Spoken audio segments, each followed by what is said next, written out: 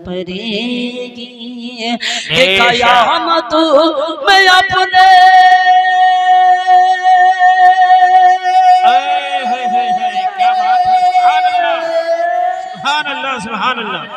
के क़यामत में अपने बुलावेंगे सबको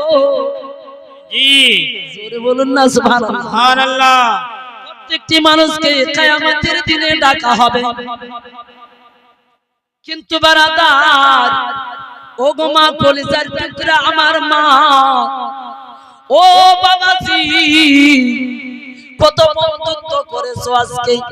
দৌলতের পিছনে ভেগে ভেগে ভেগে ভেগে কিন্তু বারাদার মুসলমান ভুলে গেছি কবরখানা পেটে পেটে আমাদের কি উলঙ্গ অবস্থায় ডাকা হবে কিয়ামতের ময়দান জি কি অবস্থায় গো উলঙ্গ অবস্থায় উঠা হবে কিন্তু জানেন বারাদার দয়ার নবী মায়ার নবী তো জাহানের বাদশা যখন হযরত ইসরাফিল আলাইহিস সালাম বাসির মধ্যে ফুঁক দিবেন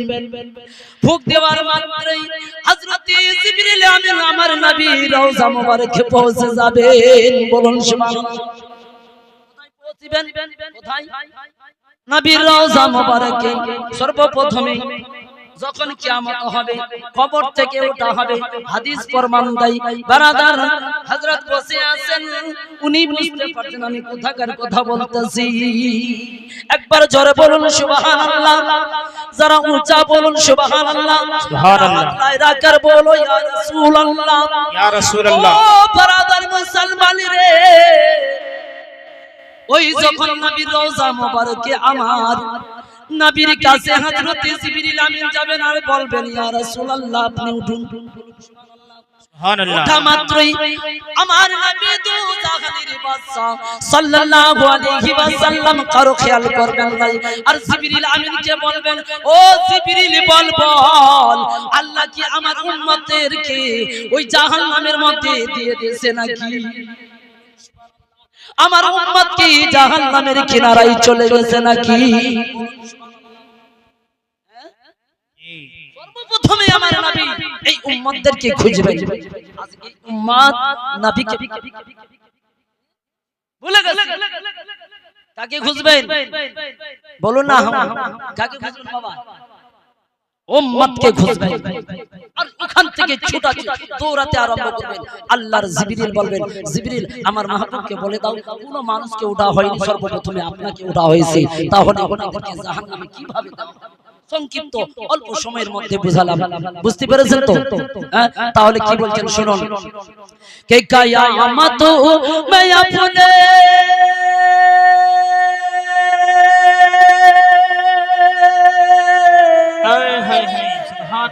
कियामत में अपने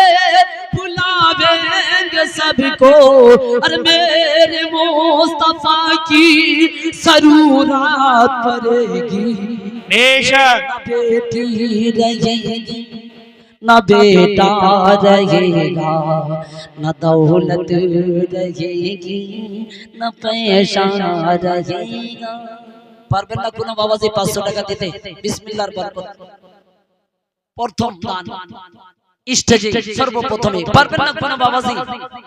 5 হোক 200 হোক 100 হোক নিরাশ করাবেন না আপনাদেরই গ্রামে খেয়েছি আমি আপনাদেরই গ্রামে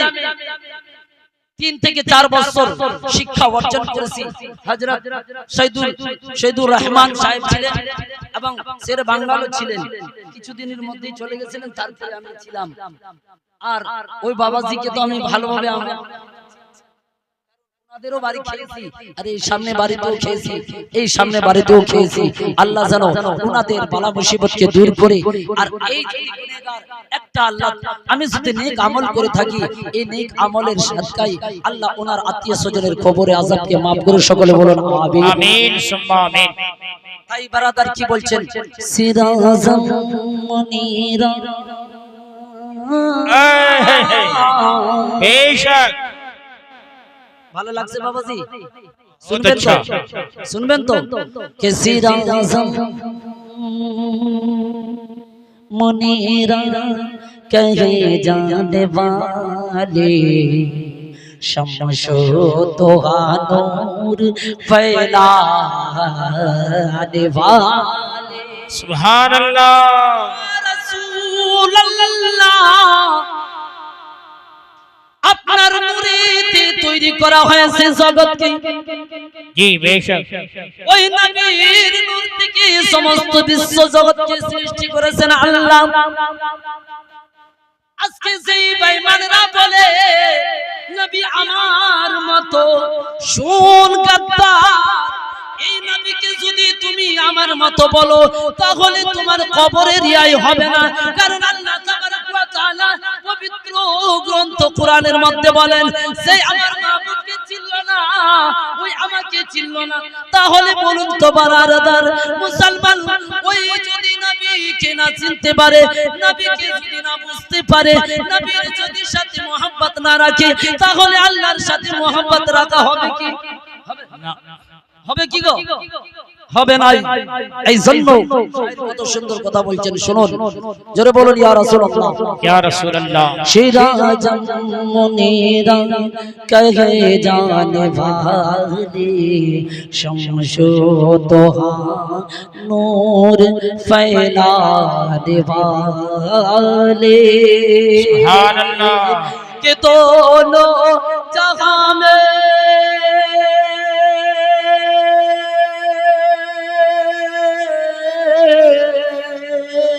दोनों मकामे तेरी ही बुझा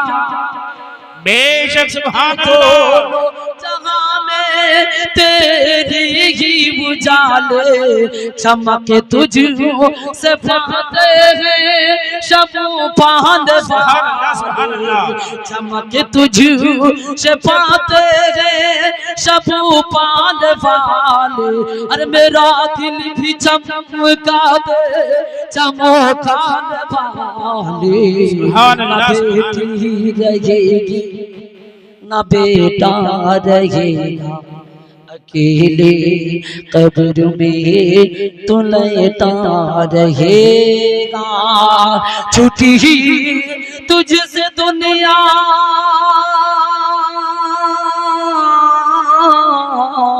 के छुट्टी तुझसे दुनिया के घर माल दौलत सुभान अल्लाह जी बेशक जोरे बोलुन सुभान अल्लाह सुभान अल्लाह ও মাগো আজ এই দৌলতের পিছে ভাগতে ভাগতে